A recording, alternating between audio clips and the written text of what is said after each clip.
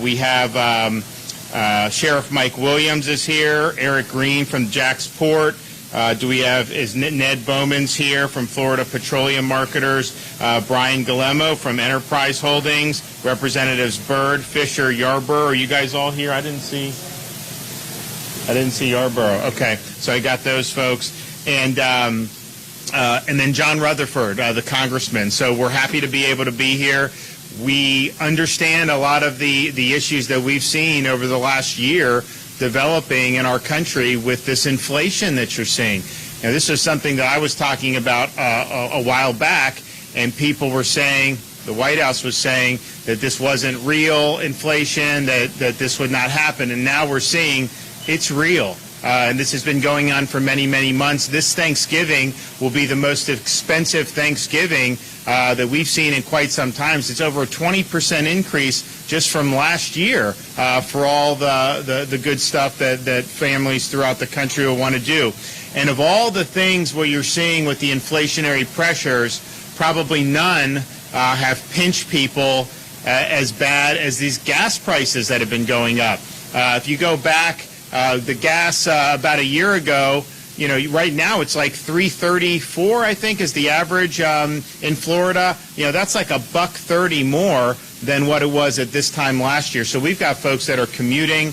We've got families that have obligations, and that just eats in to their budgets. And that's the thing. We got job openings. We've got a lot of creating jobs, and that's great. And we're doing our part here in Florida. But if the national economy has this inflation, even people that are earning more in income, if the inflation is outstripping what your additional earnings, then you're actually losing ground. And so why they would want to be printing trillions of dollars more in the midst of inflation, you have to tell me how that makes sense. That's not going to cure inflation. It's actually going to make it worse. And so we have an obligation to do what we can in Florida to push back those inflationary pressures that we're seeing come down out of Washington.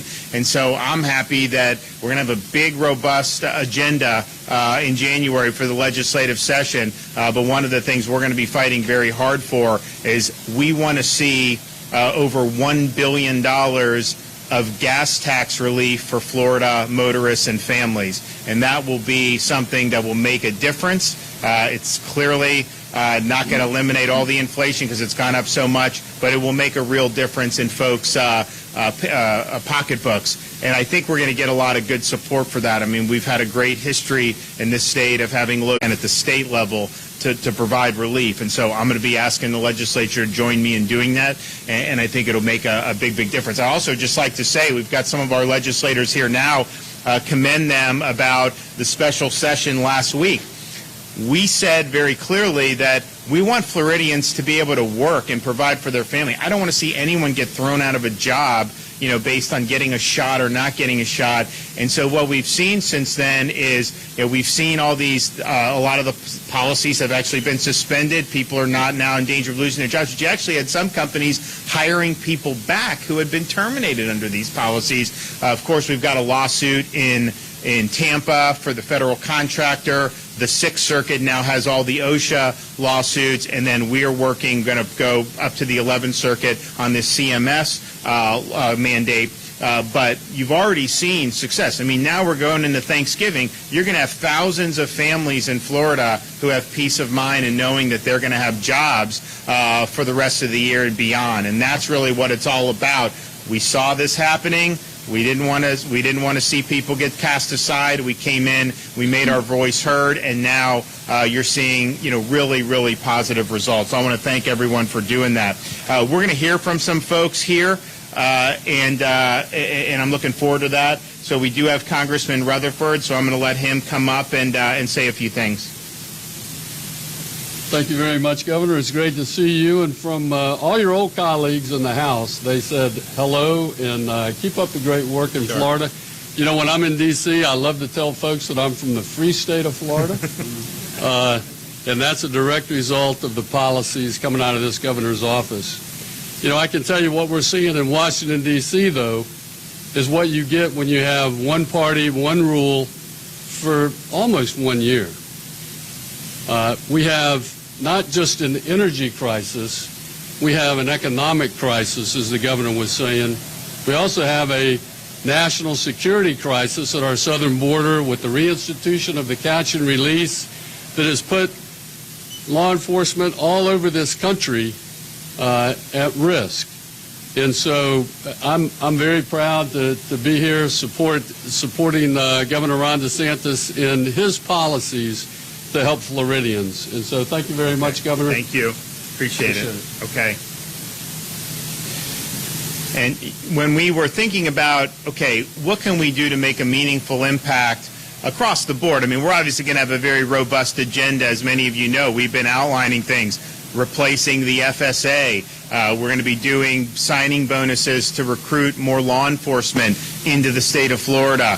We're obviously going to continue with our strong commitment to environmental restoration, Everglades, all that stuff. And many other things, teacher pay increase. We got a lot of good stuff, but we said, what can we do to make a meaningful difference on this? And so for the state's perspective, we can basically do the gas, the state portion of the gas tax. There's federal tax, there's local tax, there's a bunch that goes into it. So we could do that. But I asked people like Aubrey Edge from Daly's and Beaver, who we were down, Beaver Alpin, who we were down with at Buc-ee's, okay, if we do this, and it goes into effect tomorrow, do you lower the price by 25 cents? And they all said, we're lowering the price. And so that's really, really good to hear, because you're going to see this hopefully go into effect, and then the price will go down about a quarter a gallon, which will make a difference for people. And look, it's a competitive market. If some of the big folks do it, everyone's kind of got to do it. But I can tell you, if you have Daly's that does it and one of the other ones doesn't, people are going to come here. Then they're going to buy all this stuff. I mean, look what you have. I mean, they have like ice cream here. They've got breakfast sandwiches. I mean, come on, you've got a lot of good stuff. So I think that the economics of it works, and I'm confident that it'll something that will actually be meaningful for consumers. So I want to thank Aubrey and let him come up and say a few words. Thank you, Governor. Yeah. So, first of all, just thanks so much. Quite an honor to have you here, to host you today, and all these incredible people. And what a great announcement. I mean, Governor DeSantis is spot on. It's, it's tough right now, keeping up with costs. Costs are rising every single day. And this is just an incredible way to give back to everyday Floridians. And, from my perspective, I can't thank you enough for your leadership. I mean, it's been incredible. You protect our personal freedoms. You're looking after the economic interest of every Floridian. And I couldn't say enough about what you've done for the great state of Florida, and you make it great to have a business here. So thank you so much for that. And then finally, I just want to say we've got an incredible First Lady, and I want you to know our prayers and best wishes for her in her fight against cancer and breast cancer, and just make sure you understand that that's something. God bless you both. Thank you. Thanks so much. Thank you. Yeah, we really appreciate the prayers for my wife, and it's not an easy thing to go through. She handles it about as well as I think anyone could, and so we just take it a day at a time. Today actually is my daughter's 5th birthday, so when we're done here, we will be going back to Tallahassee.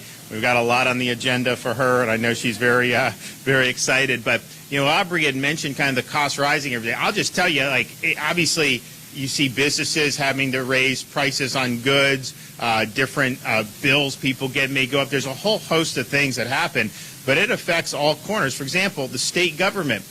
We funded certain projects last year, and we're happy to do it. And now they come back to me and say, the costs have gone up so much, you have to now put in some more money into the kitty to do some of these things that we were doing. Now, part of that is, there's a lot of things that go into that. But, this is real. This is not like just a little bit. These are significant cost increases that you're seeing really across the board, and it's affecting an awful lot of aspects of the economy. And the gasoline is one of the biggest ones. Obviously, it's one that people deal with the most, one of the most in their daily lives. But groceries, all these other things are going, business inputs, you name it. And even in the state, we're having our budget, when we put that out at the beginning of next month, it will reflect that the costs of some of the things we've been trying to accomplish have actually gone up. I want to bring up Eric Green from Jacksport. He step forward. You know, they've already had ships from Savannah reroute that were stuck off the coast, and they run a very good operation and really is a great asset to our state, this region, but really the state as a whole. So, Eric? Thanks, sir. Yep. Thank you, Governor DeSantis and Secretary Tebow, for your long-standing support of our state seaports and the vital role we play in providing supply chain security for Florida consumers. Jacksport is Florida's largest container port and one of the nation's top vehicle handling ports. Every day, thousands of commercial truck drivers pass through Jacksport's gates. These truck drivers are the backbone of our state's economy, transporting cargo bound for Florida consumers and made in Florida goods produced by our state's manufacturers. High fuel prices are crippling for commercial drivers, whose businesses depend on affordable fuel. There are more than 100 commercial trucking firms here in Jacksonville. These essential workers are the unsung heroes of the supply chain. As the nation's port congestion crisis brings more ships and cargo to Jacksport's uncongested docks, the demand for efficient trucking also continues to grow. The governor's quick action, reining in high gas prices, ensures our commercial drivers can continue to do the important work they do to keep cargo moving, and the holiday packages arriving on doorsteps throughout our state. Thank you, Governor DeSantis, for your support of Jacksport and all the commercial truck drivers who play a critical role in keeping the supply chain moving for the consumers and businesses throughout our state and country. Yeah, it's a great point with these truckers. Had we not fought the Biden mandate and done what we've done in Florida to protect people, I mean, if you have just 1% of these guys that would get thrown out of job, that would absolutely be devastating to our supply chain. A lot of the problems we're seeing would be exacerbated hugely. And so left to their own devices, what Biden was trying to do would have absolutely crippled the supply chain further. I can tell you with the lawsuit that's pending in the Sixth Circuit, there's an injunction. It's stayed. There should be nobody in Florida that is following this. It certainly is not applicable. And I can tell you, I don't think it's ever going to apply. I think the Sixth Circuit is going to slam dunk this thing into the trash bin, and it's going to be done. So it's never going to go into effect. And I think people should be very confident that that's the case. I don't know, little blips along the way, kind of how the legal ping pong, but at the end of the day, it's not going to survive scrutiny before the full 11th Circuit or in front of the U.S. Supreme Court. And that's a good thing, because you would have a lot of people that are not, first of all, I mean, I care about them and being able to earn an income and provide for their family more than anything, but their role in our economy is so critical, and to throw a lot of those people out of work. They already have massive shortages in terms of needing more people that could operate these commercial vehicles. We put a lot of money just recently into more programs in Florida so we can give people the skills and they can make good money right away. But man, it would have been really, really devastating. So we're glad we stood up to fight back. Okay, we have Brian Guillermo from Enterprise. Thank you. Yeah. Appreciate it. Good morning. My name is Brian Guillermo. I'm a controller for Enterprise Holdings here in Jacksonville. We operate Enterprise, Alamo, and National brands, and have been providing best-in-class transportation options in Florida since 1976. On behalf of my fellow 5,500 employees in Florida, operating a fleet of over 150,000 cars from a convenient network of 550 neighborhood and airport locations throughout the state, I want to thank Governor DeSantis for allowing Enterprise to be here to support this proposal. It was right here in Florida in the late 70s that one of our forward-thinking Enterprise employees came up with the idea that would become our patented free pickup and drop-off service. Our tagline, "Pick Enterprise, we'll pick you up," was born right here in Florida. And now, Governor, I want to thank you for proposing to pick our customers up again by lightening their load at the pump.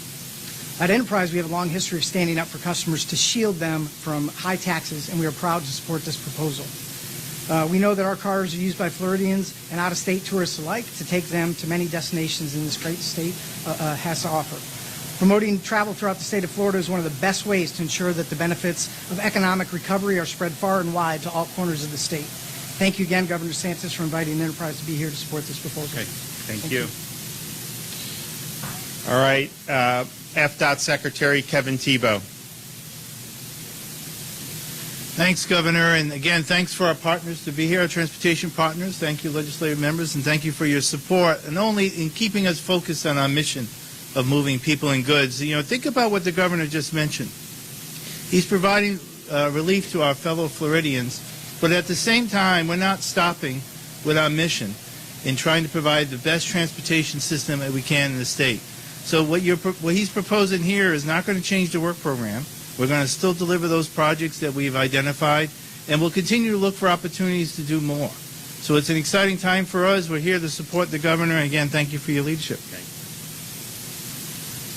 Yeah, and we're excited. I think we're going to end up having fortunately, we need to do this relief for people because they're getting pinched at the pump, and we've got to do what we can to help folks out.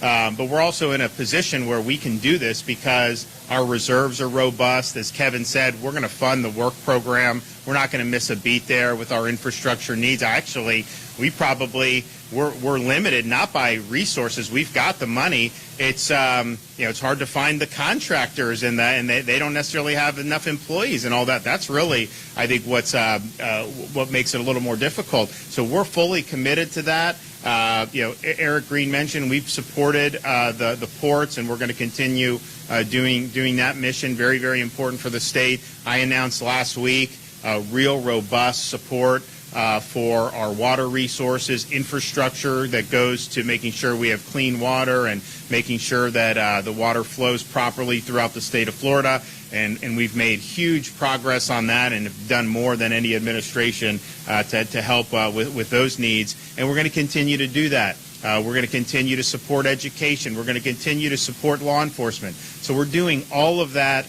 and also looking out for folks at the pump. So I'm excited about next year's session. I think that we're going to be able to do an awful lot. We'll have our full budget. I've done some portions of the budget. We did the education announcement.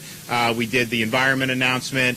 Here's going to be our tax relief announcement. And then we're also going to be doing an announcement about law enforcement. I've mentioned some of the things we're doing, like the signing bus. We're actually going to do more than that. So stay tuned on that. We've got some other announcements, and then we'll put out the whole budget. But the bottom line is, we have a state that we kept open. Our unemployment rate is much lower than other peer states who have similar populations.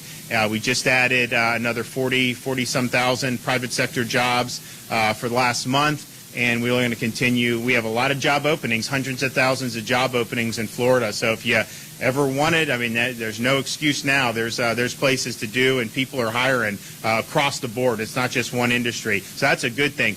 People, sometimes businesses will come and they're not complaining, but they're like, man, it's hard to find people.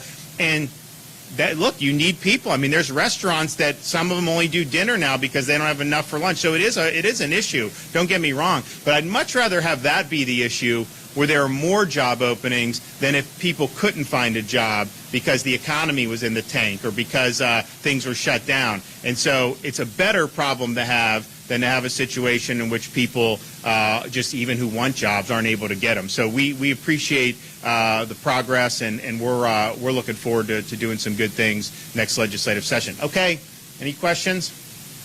Governor, I want to ask you, while we're on the topic of transportation, about something that's been a hot topic for you and so many people, including Representative Rutherford behind you, the flights coming through JAX, which are believed to be carrying migrants going through there with HHS, DHS. You said you were going to stop them. Where do we stand on your work there? So it's a great question. So this is about the clandestine flights that are coming in the wee hours of the morning. No notice to the state for sure.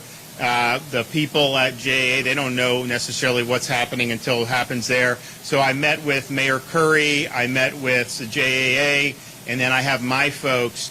Fortunately, since this has become an issue, we haven't seen any flights since it's become an issue. Now, we're not convinced that that's going to be the case going forward, and so we're working now on some things that we're going to be able to do to fight back. Look, it's reckless to be bringing people in, releasing, and then have a situation happen where one of these guys that was brought here murdered somebody. totally unacceptable. And that is a self-inflicted wound that Biden is doing by doing this. And so clearly his policies, if he'd reversed them at the border, that would fix most of this. But in the meantime, for us, we have a responsibility to try to protect our folks. So stay tuned. We are litigating with them. We are getting more and more. John Rutherford has helped us get information. You know, when we're getting this information, it's usually not, they don't just give it to us. We're getting it through other sources, local law enforcement. Congressman Rutherford's office has been able to get us information. But we have not seen any flights recently, which is great. But we think that, we don't think that it's over. I mean, we are anticipating at some point for them trying to resume it. Now, there are also some flights, these ICE flights, which are a little different. They will come and then they get bused to a facility and kind of get processed. A lot of times in Georgia, obviously. I mean, I understand that. But I just don't like released into the community. I think that's a huge problem. So we're looking at all of those different things to see what we can do. And then also, quite frankly, looking at, and this, we will probably have an announcement over the next couple of weeks about legislatively what are our proposals to hold people accountable who are participating. Because these contractors are making a lot of money, but yet they're bringing in things that end up causing harms to our communities. And so they're just allowed to do that without having any responsibility for it. So we're absolutely going to be looking at these contractors and seeing what we can do there.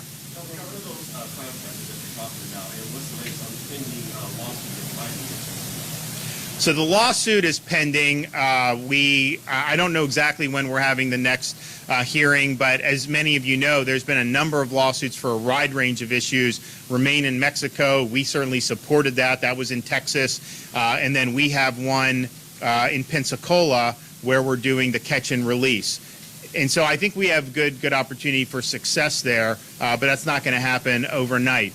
The contractors are a variety of people involved in transportation, charter flight companies, bus companies. We have a lot of information. We're gathering more information as things go on.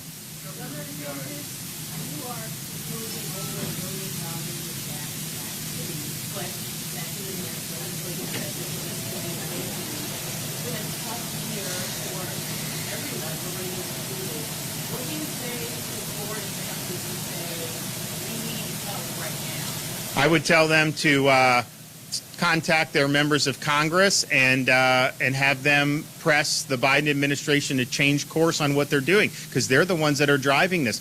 Last year, gas was $1.30 less than it is right now. We're now in a situation where we were basically energy independent for the first time in my lifetime just a couple years ago. Now they're begging OPEC. They're talking to China about getting more fuel coming in. So that's the root of the problem, the inflationary policies that are driving up the cost of food, driving up the cost of groceries, driving up the cost of gas. So yes, we're going to respond and help folks to the best we can with our state portion of that. But even with doing that, that will provide relief for whatever it would be, and we're happy with that, and we want to do that. But we don't see any end in sight necessarily for this, and that's the big problem. And so I think the policies that have been implemented are not working in this regard. And so I would just say reverse course and let's get back to where we were. I mean, we had a number of years. I don't think it's been, I mean, you'd have to go back probably 7, 8, 9 years to find a time when we had the gas hit this level. So this is not something that people had been accustomed to over the last many years. Governor, on the gas tax, under your proposal, when would the state portion end, and how long would it not be in effect? So we think if you did over $1 billion, we think that probably could be perhaps as much as 6 months. So we're going to work out those details with the legislature. Obviously, they can. We got to get this as a statutory change. It's not something you can do unilaterally. So you're looking at getting it through and then setting the date for implementation. So stay tuned on that. But my view would be, we want it to be, some people said, why don't we just do something for a month or two? I was like, no, we got to do it longer than that. So this will be many months, and it'll be over $1 billion, and so that'll be real meaningful relief for people.